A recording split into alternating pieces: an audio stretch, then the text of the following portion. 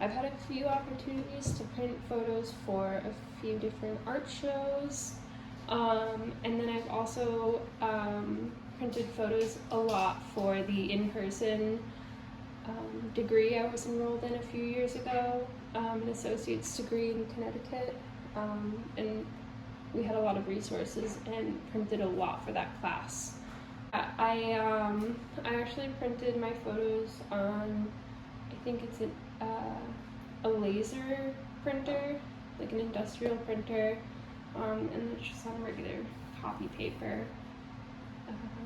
I think the image quality is okay for what it is, but yeah, definitely the colors are a little off. You can see like the texture of the actual, like, the dots that printed it. I had a pretty fun time with this project. Just like the prospect of printing my images in any way was pretty exciting, and being able to see my pictures like alive and in the flesh and being able to really move them around was very exciting for me, actually.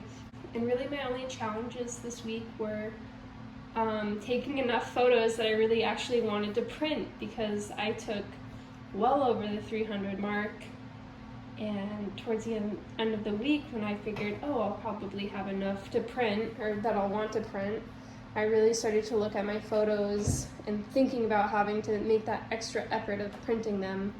I kind of looked at them a little bit differently and decided against certain photos, so I had to go out and take more pictures, which obviously is good, but it really kind of changed my mindset for what pictures I actually wanted to go forward with in printing. Obviously, it's really easy for me to go through because I can kind of see some color stories with my photos. Up at the top, I have more like intimate photos I took in my bedroom. So those all have kind of pinkish, bluish, gray tones, skin tones.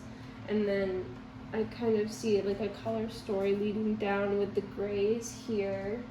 And then I have some photos of like the clouds and the power lines when it was raining one day.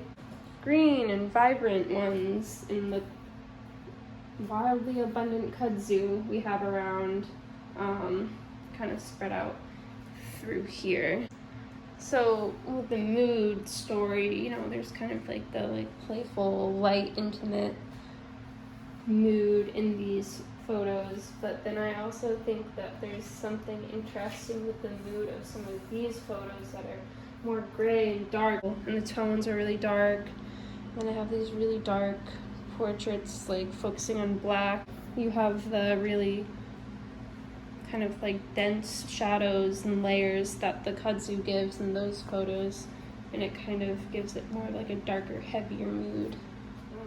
There's kind of something going on with like the lines, like all the overlapping lines of the power lines and the vining, like curled up kudzu, kind of like wrapping itself around. You can see it in this picture. Obviously, if it was buried, you'd really be able to see.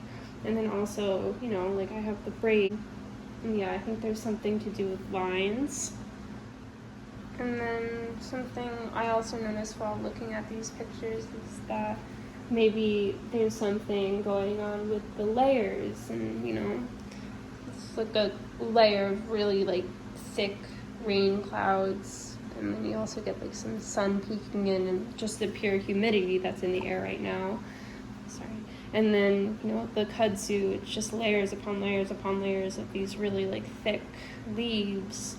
And then in this photo, I think it's kind of hard to see in this print, but you know, like you have like two bodies layered over one another, creating kind of interesting shapes. And then behind that, even you have like the layers of the covers.